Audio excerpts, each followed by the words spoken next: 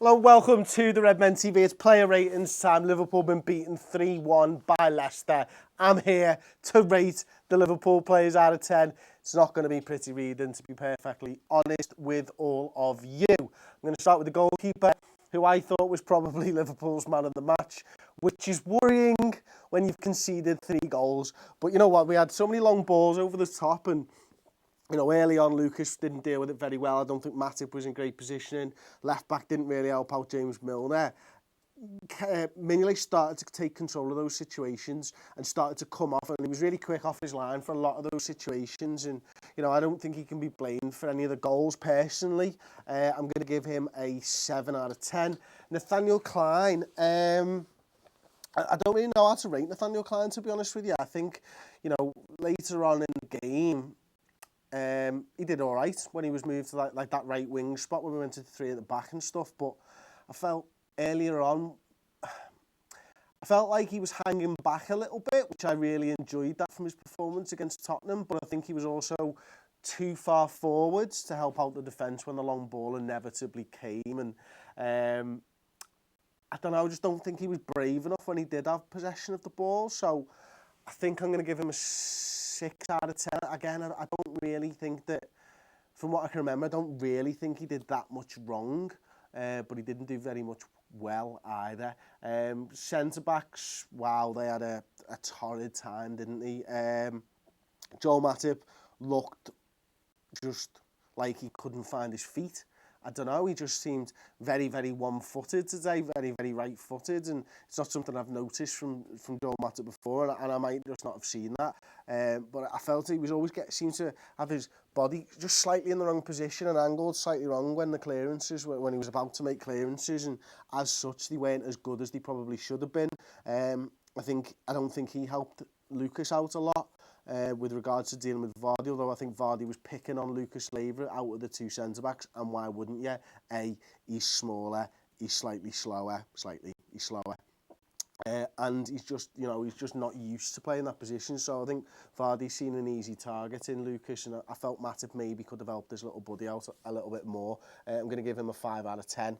Lucas Leiva, look, for me, that was a really poor performance, and you know, I listened to the Anfield rap in the week and stuff, and I was really happy with the stuff that he was saying on there, and you know, it was good to hear him talk about being scapegoated over the last 10 years, or at least feeling like he was being scapegoated. Well, it's all great going on podcasts and talking about these type of things, but ultimately you make your money for what you do on the pitch, and it's really bad timing, because I think against Tottenham he was absolutely fantastic, and I personally thought that he deserved to keep his place. I was a little bit worried about Vardy's pace, of course, but I did feel that he did enough in that game against Tottenham to keep his place, and unfortunately now, not that Klavan's much faster, I don't think he's done himself any favours. I think it was a terrible performance, and one that he will bounce back from. He's done this throughout his entire Liverpool career. He's been written off and he's bounced back, and that's what I love about Lucas Leiva. This won't get to, well, it will get to him, but it won't define him as a footballer. It won't define his tenure at Liverpool, and that's what I like about Lucas Leiva.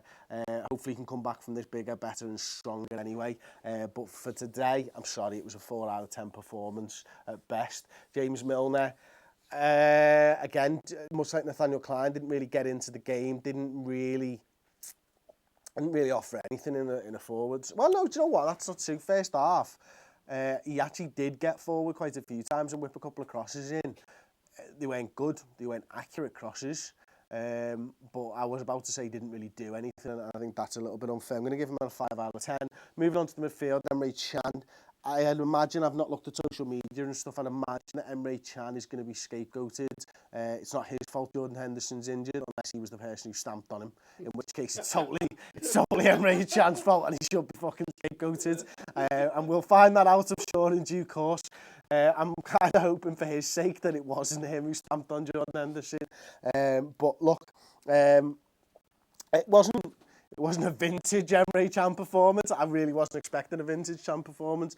I felt his position just let him down a little bit. I think he's too rash when it comes to moving forwards, and I think he wants to go, and I think he forgets about his responsibilities a little bit, and you know, especially when we're playing a team who like to cut out the midfield or who like to feed Vardy in, and even just quick direct passes, not necessarily to Vardy, past Emre Can to maybe Okazaki or something.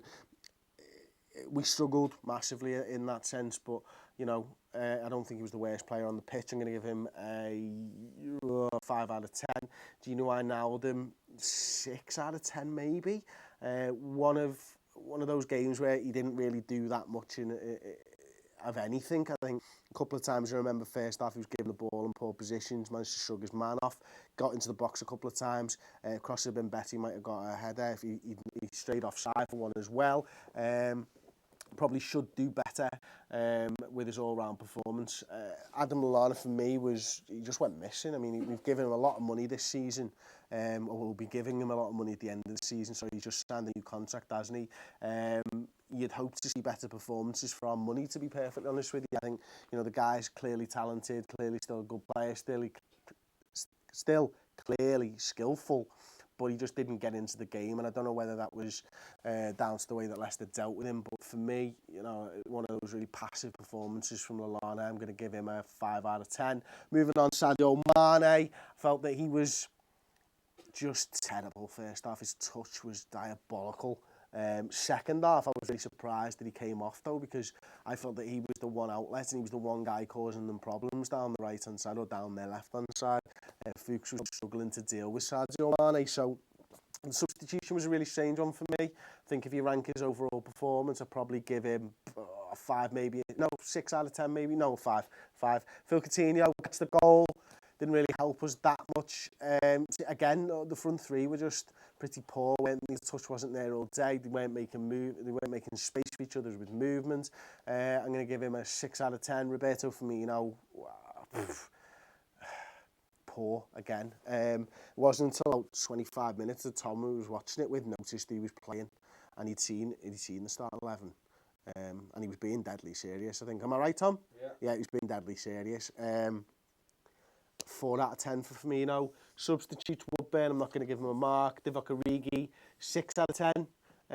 Held the ball up a couple of occasions, decent. Alberto Moreno started that great move, or at least played a big part in that move for Phil Coutinho's goal, so I'm going to give him a 6 out of 10 as well. If you've enjoyed the video, do give it a thumbs up. I'll come into the comments. Klopp out, shitty pool, lol, Gerrard slipped, but I won't. Thanks very much for watching, and I'll see you on the next video.